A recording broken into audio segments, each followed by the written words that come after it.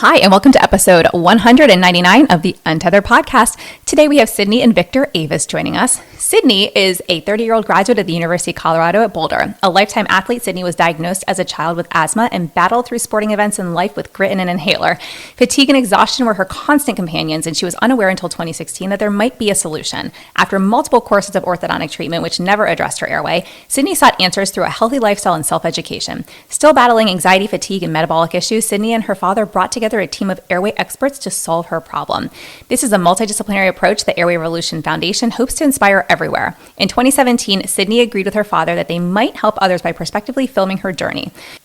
Dr. Victor Avis, a graduate of Duke University and Georgetown University Dental School, is a third-generation practitioner of general dentistry in Staten Island, New York. Married and the father of 3 daughters, Victor has prioritized his family and excellence in dentistry throughout his adult life. On his journey towards excellence, Victor developed a vision for his practice, the Avis Alternative, which would help and inspire his patients along their personal journey to health and wellness.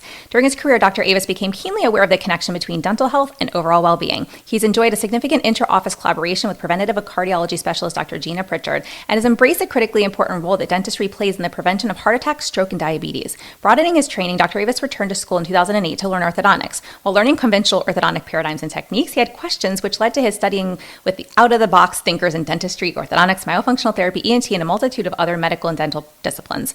Understanding the airway, breathing, and sleep connection, Dr. Avis finally discerned the root cause of Sydney's health challenges. Those health challenges had come to include anxiety, hypothyroidism, learning and cognitive issues, mood swings, fatigue, and exhaustion.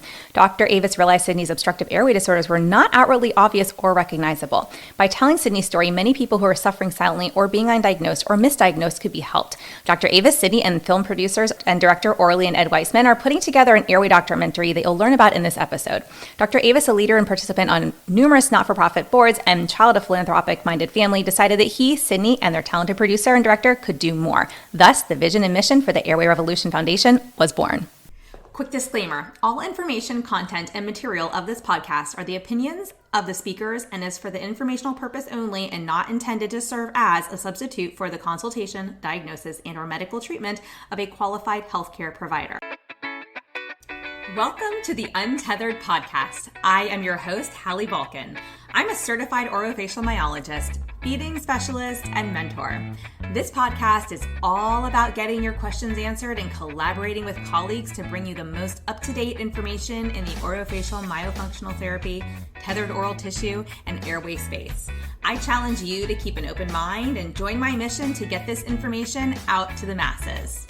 Let's get started. Victor and Sydney, welcome to the Untethered Podcast. Thanks, Hallie. Happy to be here, Hallie.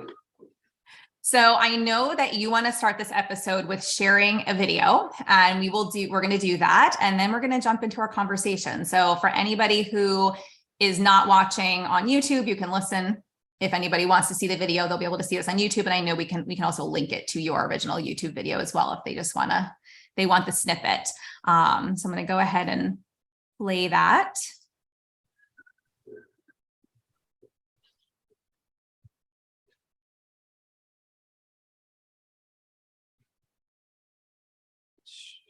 As long as I can remember, I didn't feel like myself. I was exhausted all the time.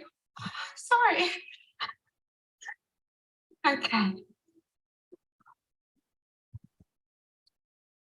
This is the 19 to 29-year-old. They are suffering distinctly from major health issues, from airway and sleep disorders. I don't have a moment in time where I started feeling terrible and we had to do something about it.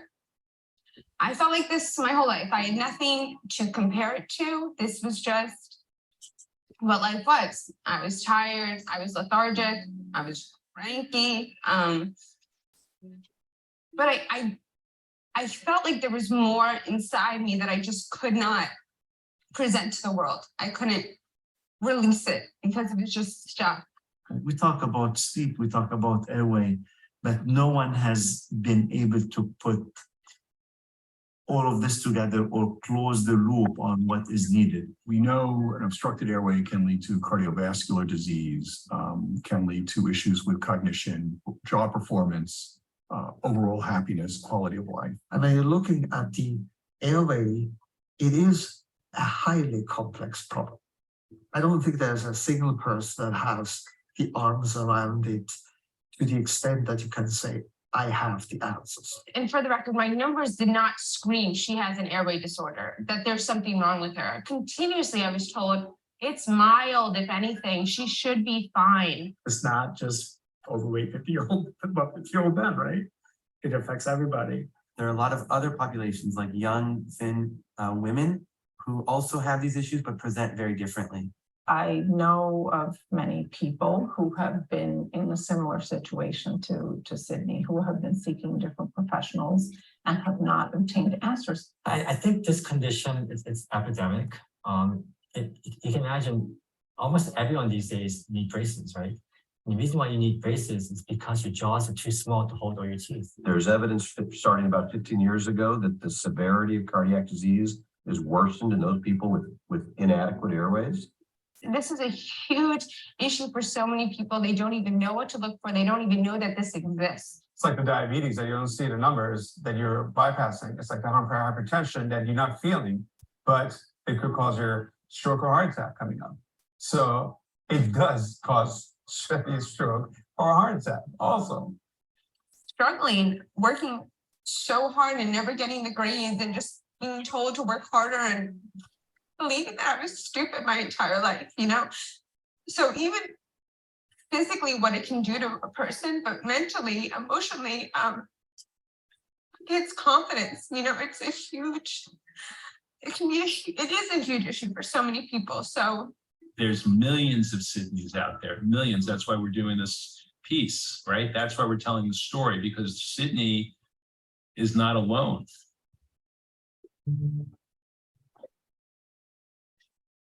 You look at skulls before the Industrial Revolution, they all have straight teeth, erupted wisdom teeth, high cheekbones, everything's forward, flat palates, huge bony airways.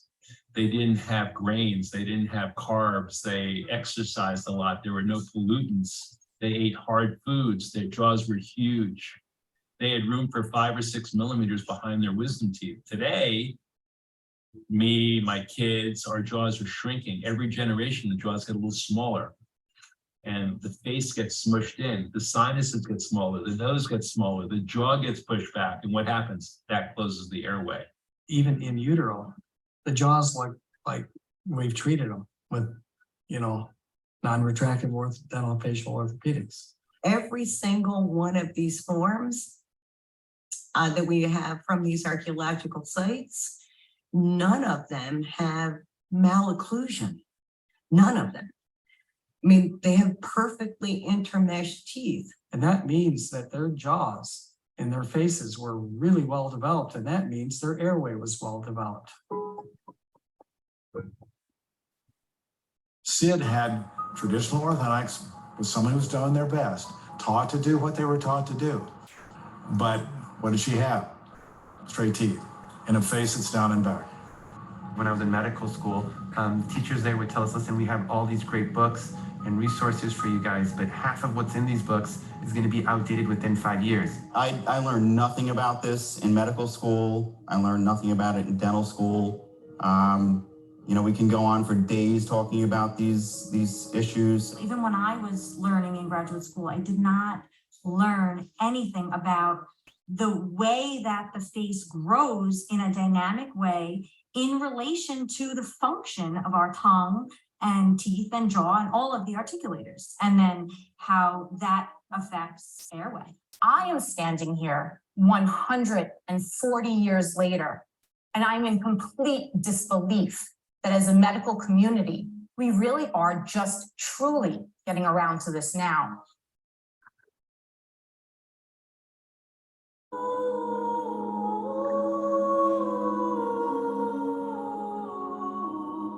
I started to realize that this is a unique opportunity for our college to get involved in. Having Columbia University behind what we are doing is going to deliver a very impactful message and hopefully a life-changing opportunity for many people like Sydney.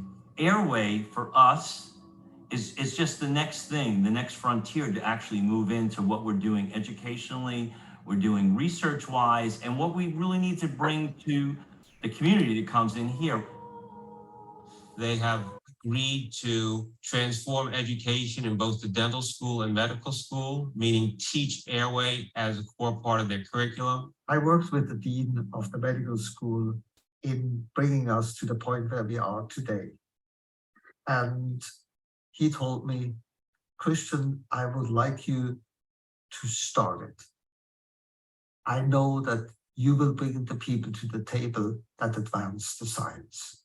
And we're going to establish the premier center for collaborative treatment of airway disorders at that university. The incredible vision that Dean Stoller has to really open his arms and open the doors to do something that no one has ever done will make Colombia not only the most desirable place to be in, but the place that sets the standards for new ways to educate, new ways to teach, new ways to learn. We need to educate by trying to bring in the medical community together with the dental community. The public is looking for a solution. They realize that people haven't had the answers.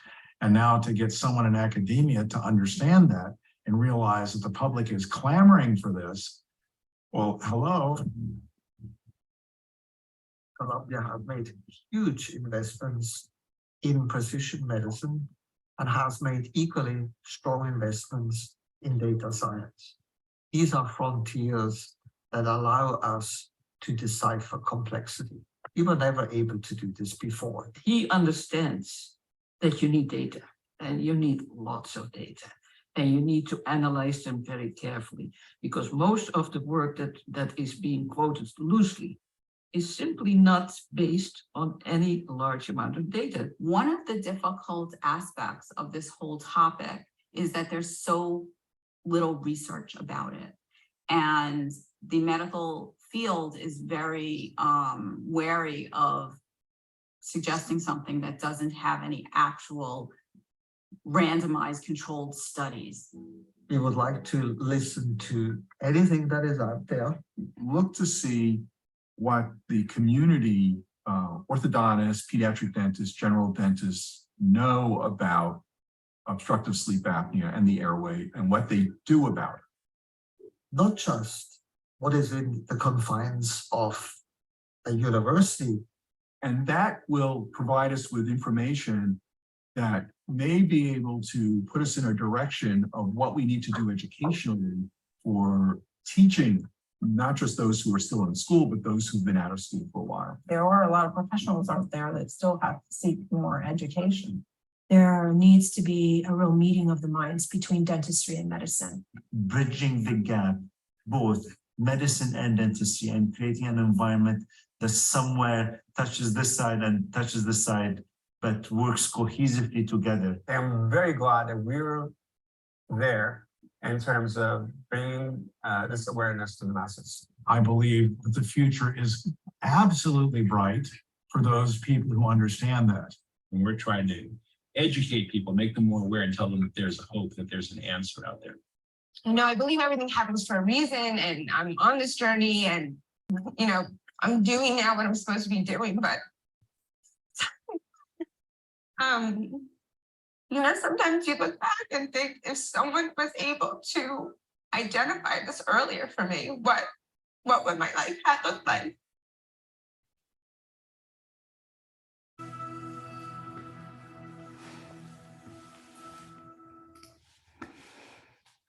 Okay, well, I'm gonna stop sharing. If anybody's watching on YouTube, then now you can see us again. But I think it's an incredible video that you all have put together. And I know that was done, when was that made?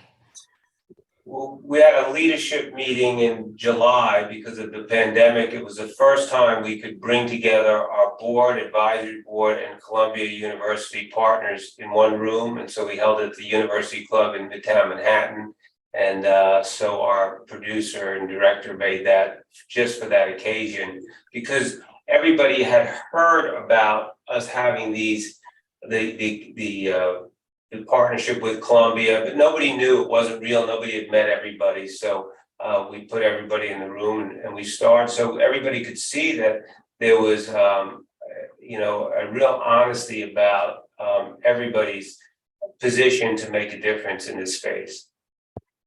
I love it. It's absolutely incredible. And Sydney, I think we can jump into a bit about your story. I know you touched on it in that video, but I would love to hear more, especially being an adult who's had a very similar story to yours.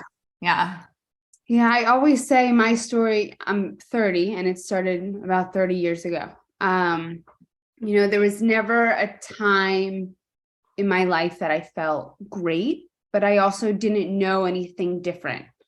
So it wasn't, on one Tuesday, I started feeling this way. It just kind of always was. I think being born into a house with a black lab that I was severely allergic to did not help the case. I struggled with allergies my whole life. I was exhausted. I would go to bed early and wake up, and my dad every day would say, "How are you feeling?" And I'd say, "Tired. I don't know. I have to go to bed earlier, I guess." But I was sleeping a lot, just not getting good sleep. I was cranky.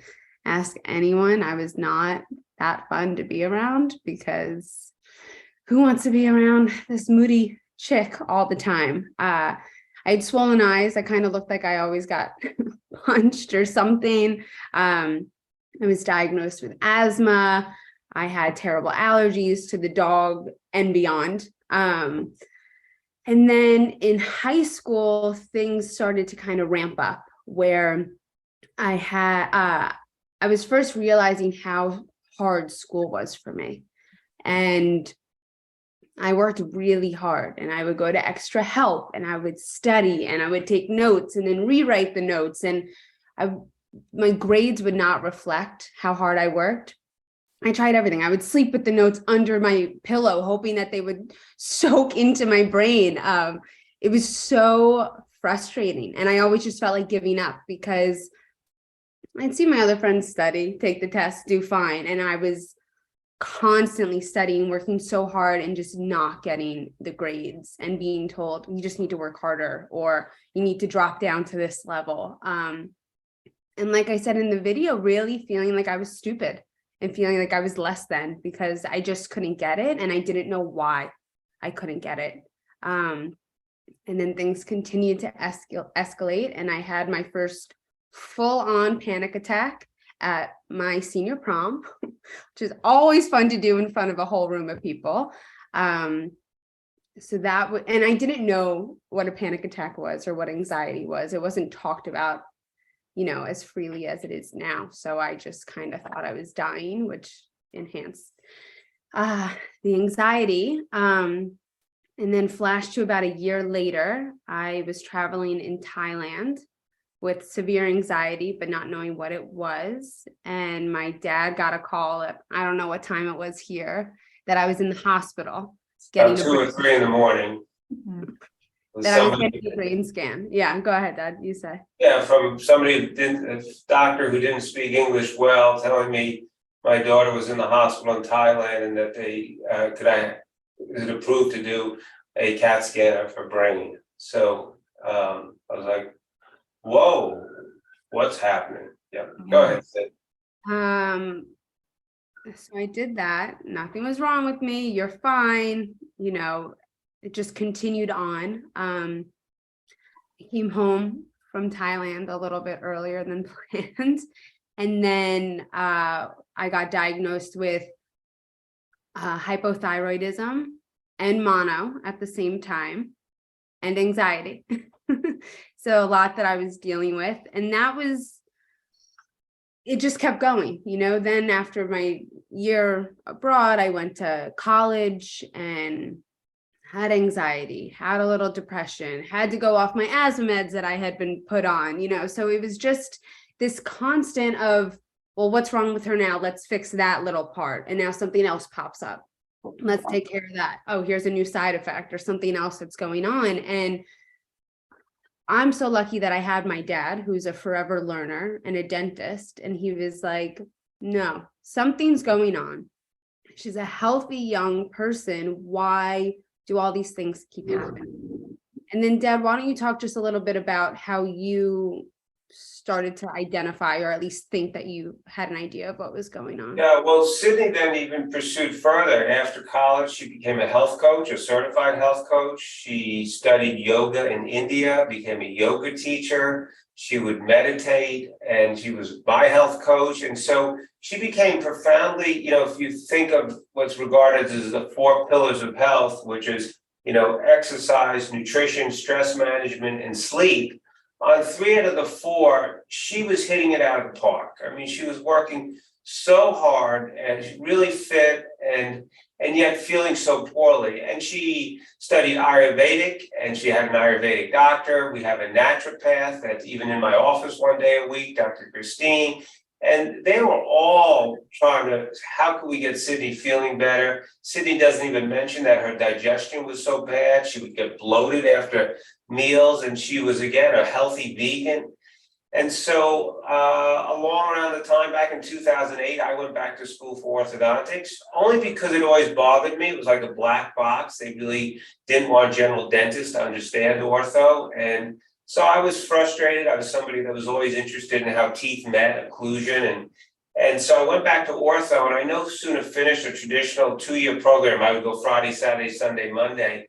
That a colleague, a mentor of mine in gold dentistry, gold inlays and gold foil, said, "Have you heard of this guy, John Mew?" And I said, "No." And I looked him up on YouTube, and I watched him, and then I ordered a chapter of his book, which was for free.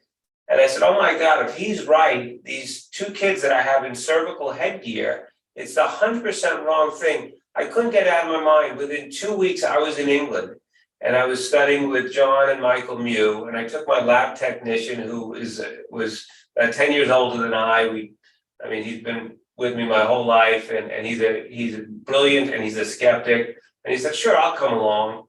And we spent a week there. It was probably a 3-day course.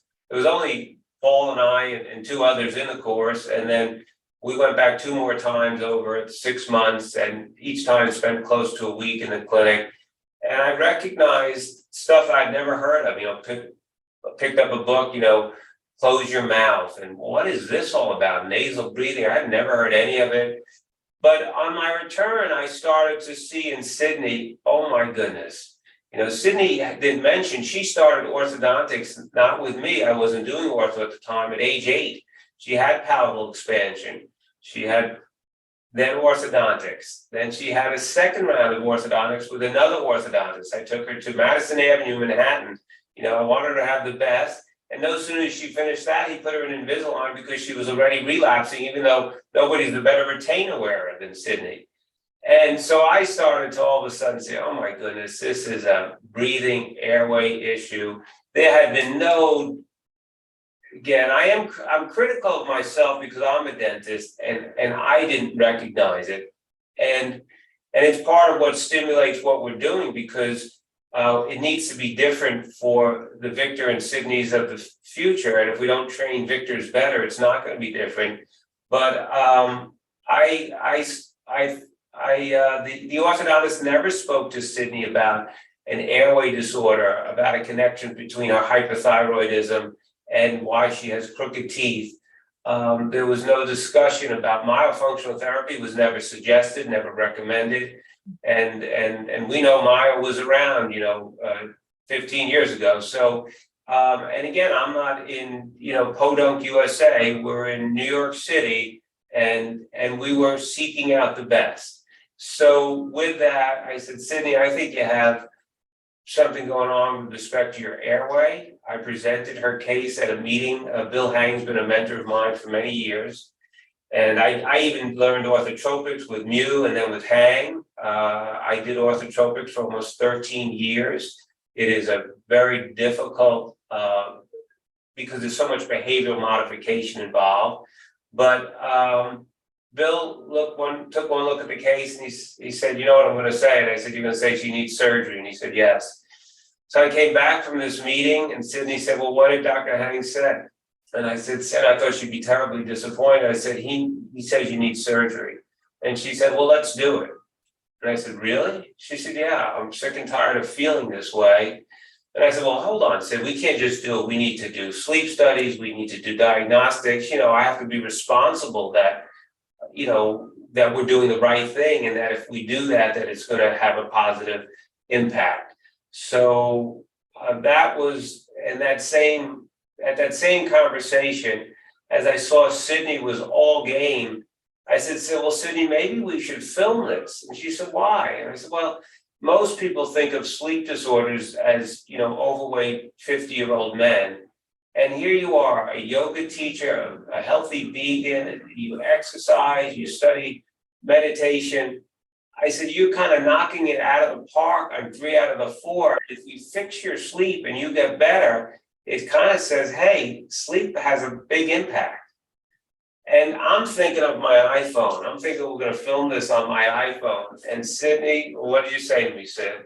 So my dad said, well, let's just shoot it on our iPhone. And I said, and do what with it? Just for us to watch over and over again? Bad idea. And Dad doesn't even know how to use his camera on his phone. So there was just no shot of anything happening. So we called our friends, Ed and Orly Wiseman, and they are documentarians, and not just any documentarians. They're the real deal. They've won 17 Emmy Awards.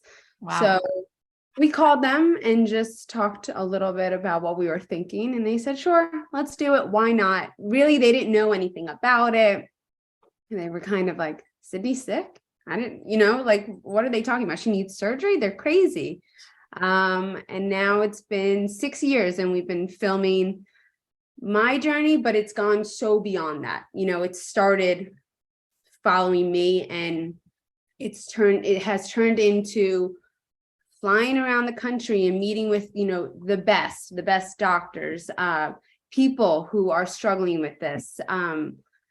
Every time we speak to someone, we learn something new, and it brings us to another path. So we're just learning and filming and coming to the end, and hopefully, it's going to be ready for release in 2024. But that is what started us on the project.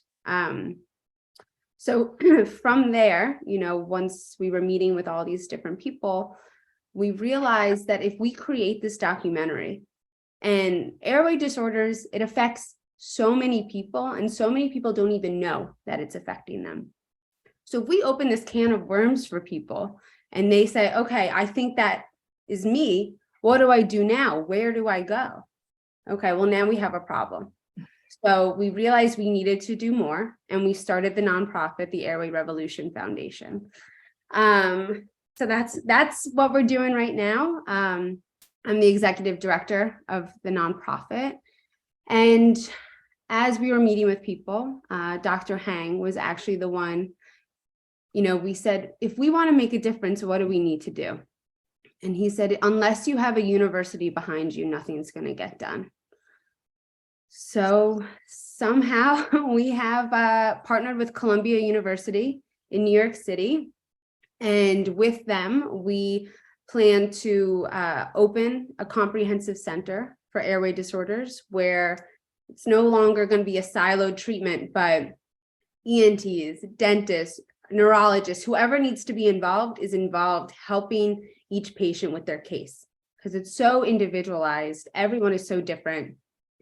And that's what's been so hard, because it's not, if you have A, do B. I mean, it's, you need a team. And so, great, we're going to open a place for people to go and get the treatment they need. But there's so many people who need treatment, who need help. And how can we prevent this? So we're also working with Columbia to change the curriculum in their dental and medical schools to make airway a huge part of it. Because if we can train our upcoming dentists and physicians, it's going to change the way that we talk about it, the way people are diagnosed, treated. With more education, there can be prevention, reaching kids at an earlier age. So that's what we're doing with Columbia, creating awareness with the documentary, working with Columbia. And then the third piece, we are working on an advocacy piece. Dad, do you want to talk a little bit about that? Yeah, so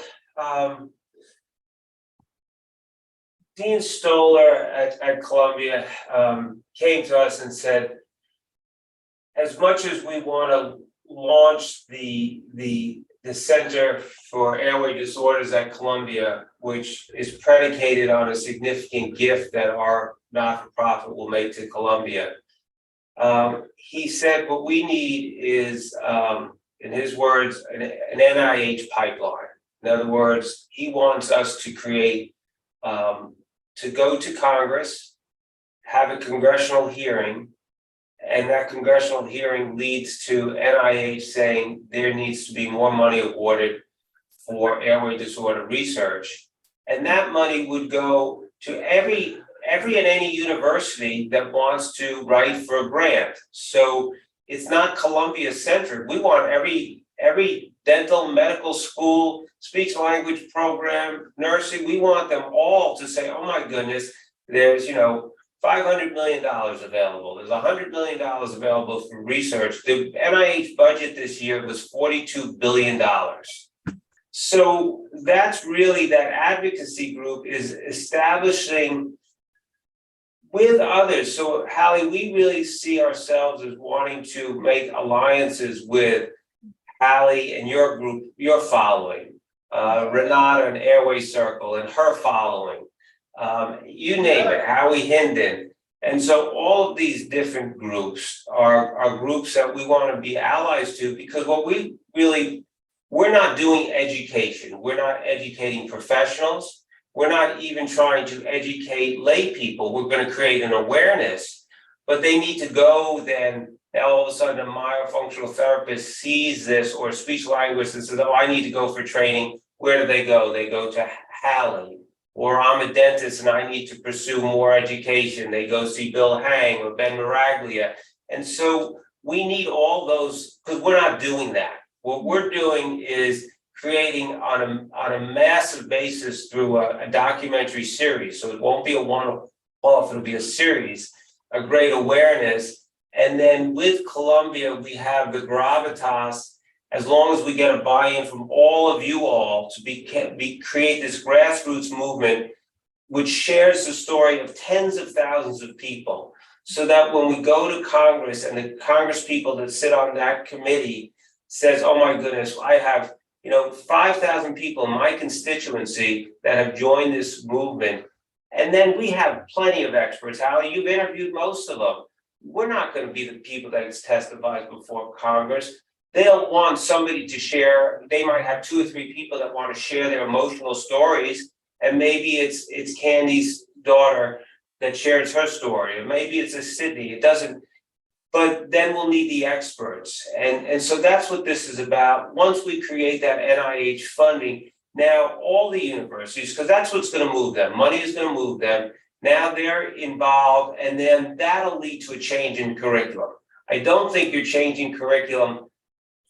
I could give them $10 million. They're not changing curriculum. But if there's a year after year money from NIH for airway disorders, UCLA will be involved, Michigan will be involved, Florida will be involved, Columbia will be involved, and that's the competitive environment we need to change it. And when the universities are involved, then outliers like Hallie Volkin and Victor Avis and Bill Hang and Reza Movahed, who are doing things that nobody else are doing, now all of a sudden they become, instead of outliers, leaders.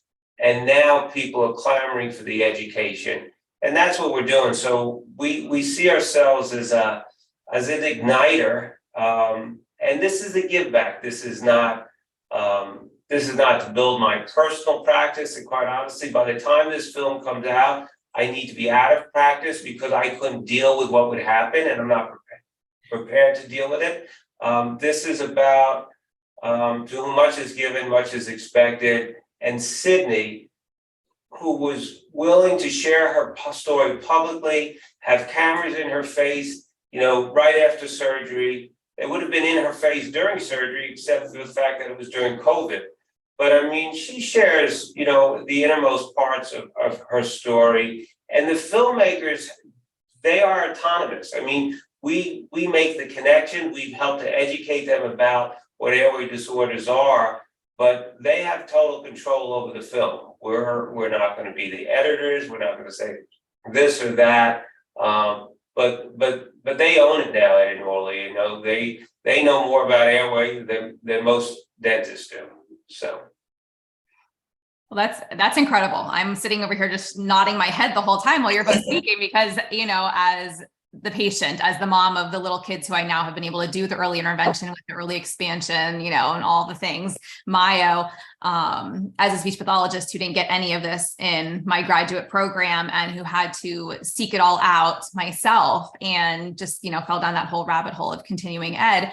They say Mayo will be required in speech pathology programs within so many years. And I think we should be coming up on that, but who knows with the pandemic where we're at with that.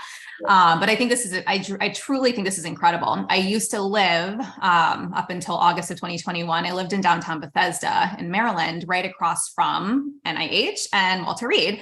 And I developed a really good relationship with the speech pathology department at Walter Reed. And they do research. And we were trying to figure out a way that we could even do some of the research together. But, you know, time, money, you know, so I love what you're putting behind what you're doing with your foundation, because the guidance you've received from experience that I've seen is absolutely right. You've got to get universities behind this. And I think this is exciting and incredible. And, you know, I'd love to be even a small part of it. So tell us, you know, if individuals are like, oh my gosh, how do I get involved in this? How do I, you know, what are next steps for the foundation? Share with us, you know, what does that look like? So the best way right now that people can get involved is to add their voice. So on our website right now, we have, you know, a menu item, add your voice, and you can go in and fill out a short survey. You know, you can just check the boxes. You can add more if you want. You can even upload a video or a picture. It's all, you know, whatever you want to do, but share how you've been impacted by airway disorders. And the thing is, you know, we put a little disclaimer on top that even if you have not been diagnosed or you're not sure if you fit into this category, you know, look at kind of the examples that we give. Someone who's mouth breathing, someone who snores, someone who has learning challenges or weight problems. You know, it's an endless list that the root cause could be an airway disorder. So we encourage, we ask for people to go in, share their story, add their voice to the revolution. And this is going to help us as we move forward to that congressional piece, to that NIH piece. Because that's the wisdom from Dean Stoller is we need to have 20 to 30,000 of these. And so some of the groups have collected stories along the line. A couple of them that I spoke to already said they would share them with us. And so, but right now, if anybody listening to this just goes to our website and takes the survey, it can literally take you a minute. And the website is airwayrevolution.org. We'll make sure that's also in the show notes. And, you know, this goes out to my whole email list. And I think we're around, 70,000 people on my email list. So you're going to, you know, I can't promise 30,000, but maybe you'll get a couple thousand. We'll see what happens. We'll obviously put it everywhere. And it's a short survey, everyone. It does not take a long time. So you can do it in 5 minutes. You can do it in less than 5 minutes. And it could be, to just one other point, doesn't need to be about them. It could be about their father, their mother, their child. And that's why, Hallie, I know you're singing the same song. It affects every family. You know, we don't have good studies about prevalence. We don't have good studies about prevalence in children. We don't have good prevalence studies overall, because when you use airway disorders, you have studies that look at obstructive sleep apnea, but that doesn't include others like upper airway resistance syndrome and narcolepsy. And so there's not a study that's including, and all the studies exclude a huge portion of the population that doesn't have access to care. It doesn't go to the dentist before age 6, and maybe doesn't go to the dentist but for emergency care, much less have a physician. So whether the number is 30% or 50%, I believe it affects almost every family, because if it's not affecting you or your spouse, it's likely affecting one of your children or one of your parents. And they may not know about it, but they had a heart attack or a stroke, or they have diabetes, or they have dementia, and who knows that maybe they've never been diagnosed. And so everybody should take the survey, because quite honestly, it's affecting their lives. They just don't know it yet. Yeah. Well, and Sydney, you talk about all these symptoms that snowball over time, right? And, that's something that we see so consistently, regardless if we're working with pediatrics or we're treating adults, because we don't do a lot with adults in my private practice, but we do work with Mayo cases, adult, across the lifespan. And I will tell you, I mean, it's the same story repeatedly, where we get individuals in their 30s, their 40s, we've got older, we've got younger, but a lot of times they're young parents. They have been to 15 specialists. They have a diagnosis of PTSD or some other type of psychological, diagnosis that's been attached to them. And we have grown men sitting in front of us, bawling their eyes out because we're finally telling them, well, we can help you. And they're like, what? Like what? And we start talking about all of these, well, this symptom sounds like it might be attached to this. And this sounds like that maybe came from that. And we start to put the pieces of the puzzle together. And it's really incredible just to see them light up with hope again, because they're finally realizing, wait, hold on. I was told to come see you. I just thought this was going to be another, evaluation or visit, like all these other ones I've done. And we spend time with them and we talk about the options and we talk about the other specialists we want to help, connect them with. And it's very self-serving in that it's very rewarding work, obviously, but also we're helping the patients. And I think what you all are doing is going to exponentially increase that significantly, which I can completely understand why you want to be be in retirement by that point, Victor, because I think it's going to totally blow up in a good way. Yeah. But this is really incredible, because we also know that finding the professionals that are truly trained in this arena and that do work together, it can also be very challenging depending on where you live and who you're currently talking to or who your current providers are. So I commend you all, because this is it's amazing. It's incredible. Well, thanks, Hallie. Just a couple of things I want to add to that. Yeah. So the challenging piece is true, because if there's a general dentist that's not extracting teeth, but in his community, he has orthodontists that are. It creates at the least an unnecessary, uncomfortable piece.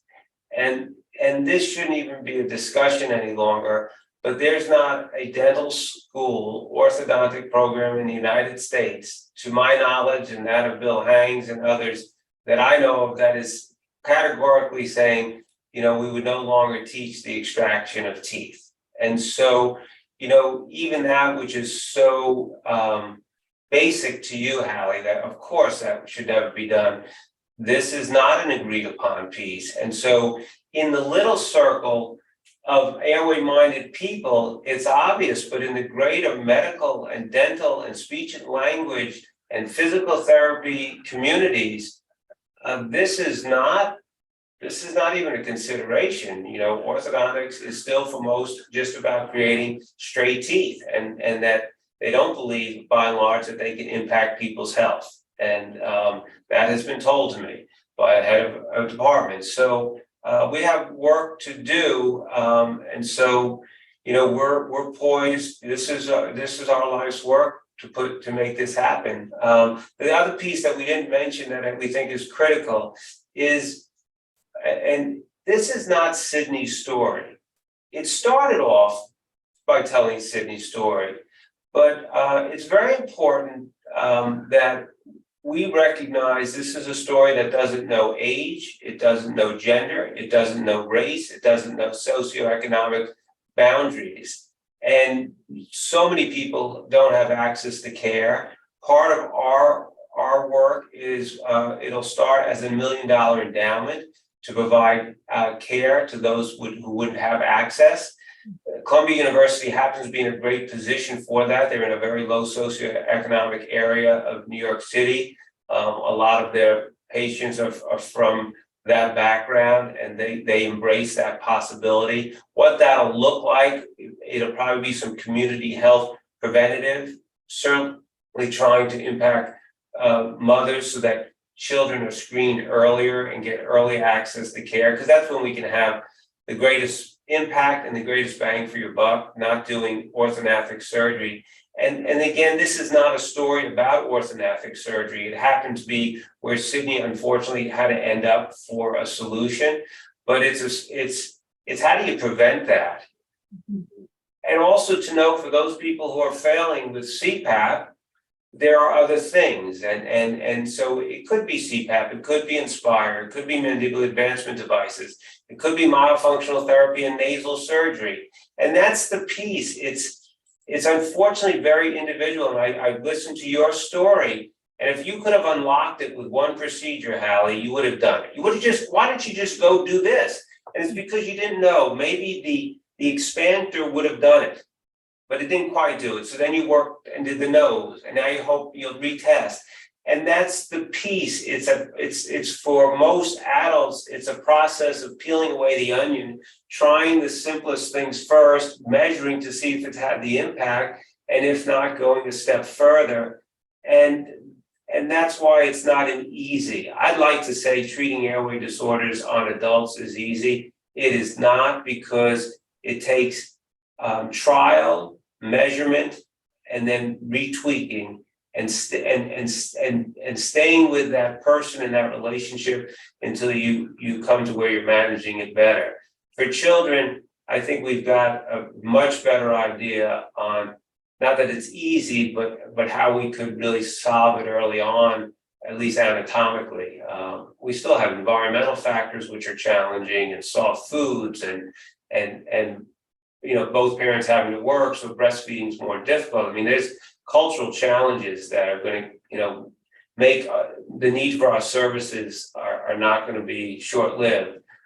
But anyway, so that the access to care is huge, and recognizing this is not Sydney's story or Victor and Sydney's story. This is a story about Airway. It'll tell the story with a great mindset towards how it affects diverse people.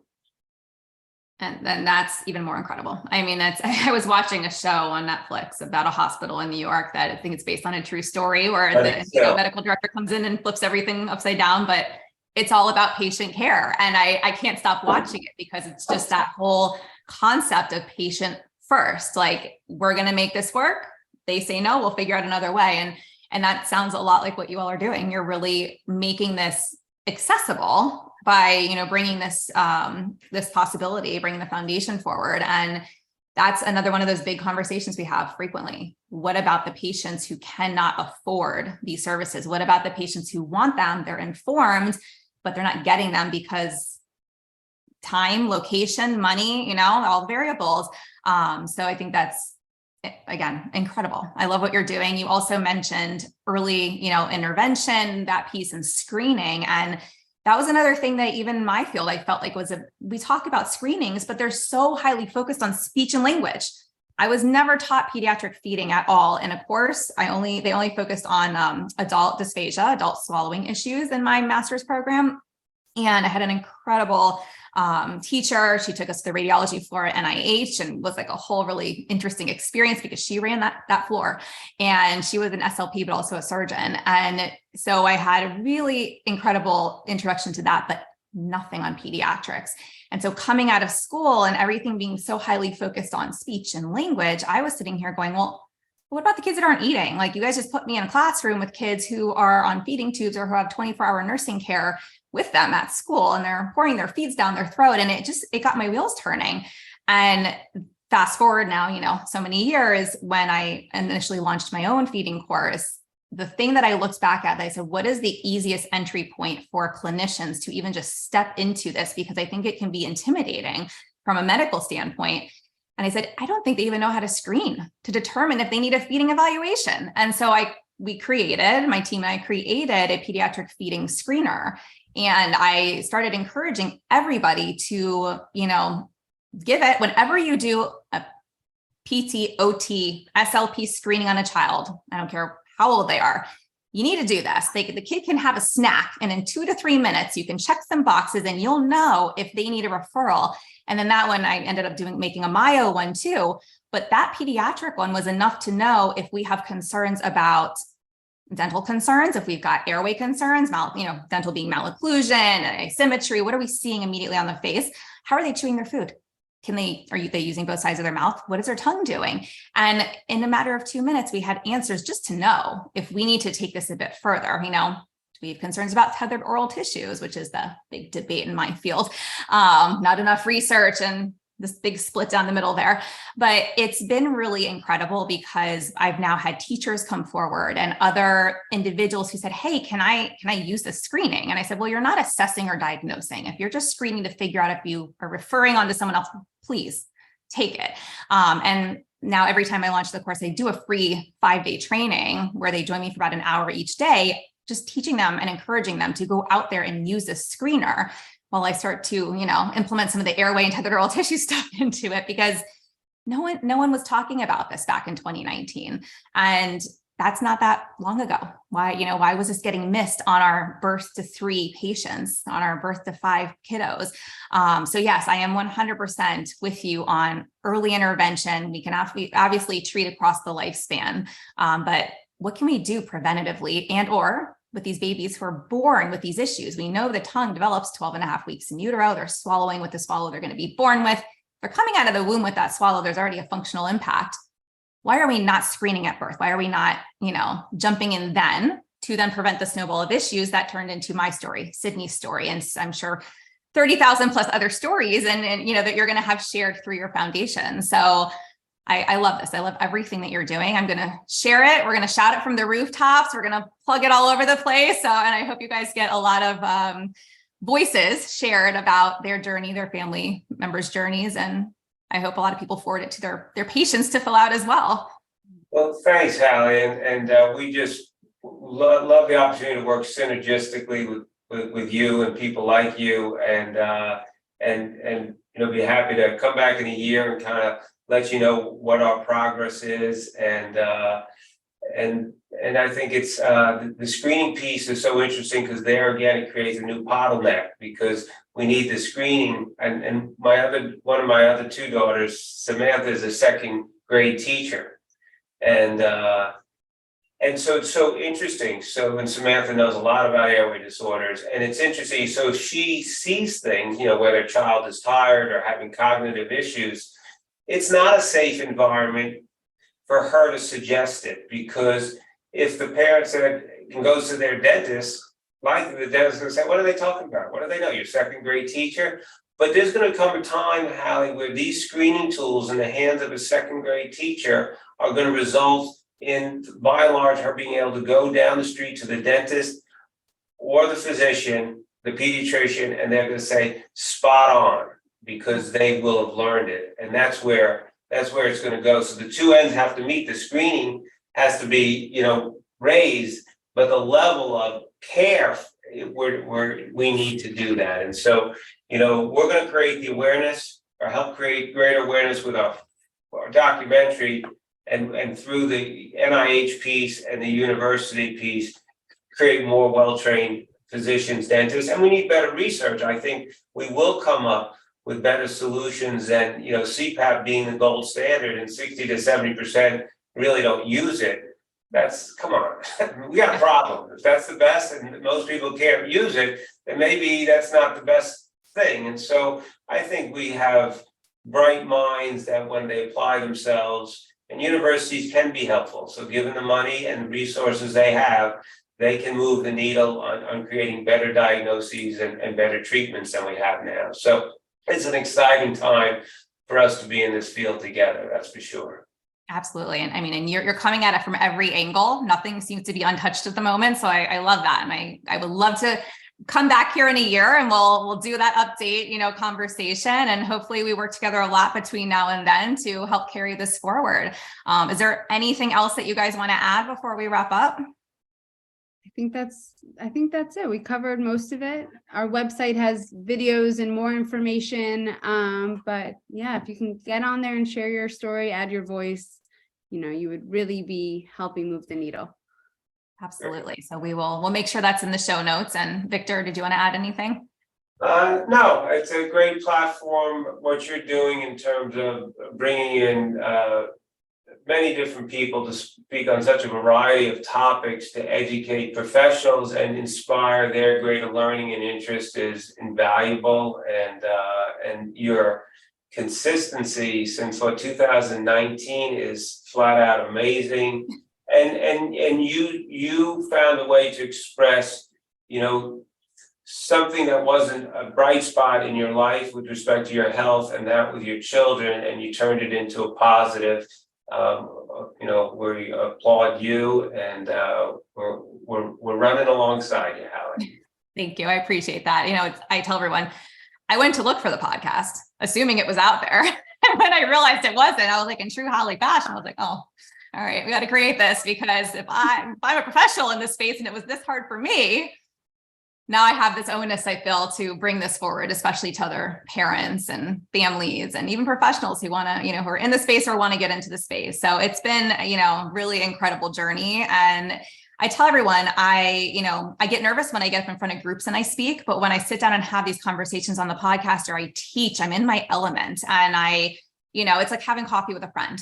And these conversations, I'm like, I used to sit there and be like, I wish I could just be a fly in a wall with some of these conversations. And it was like, well, why don't we do that? Why don't we just do that and put that on the podcast? So here we are. Great. So thank you all so much for joining me. Everyone go to airwayrevolution.org. Again, it'll be in the show notes. We'll make sure they have a link to your video and all the things. And I appreciate you hanging with me and sharing all the incredible things you guys are doing. Thank you, Hallie. Have a great rest of the day. You too. Thanks for listening to this podcast. If you want to hear more of these Myo, Tots, Airway, and feeding related episodes, be sure to leave a review on Apple Podcasts or pledge a small amount on patreon.com/the Untethered Podcast. If you found value, others in this space will too. So be sure to share this episode on your social media platforms and join us over on Facebook, on my Facebook page at Hallie Bulkin Biz, on Instagram at Hallie Bulkin, and you can head over to theuntetheredpodcast.com to grab a copy of the show notes, where you can also subscribe to be kept up to date on the latest podcast episodes.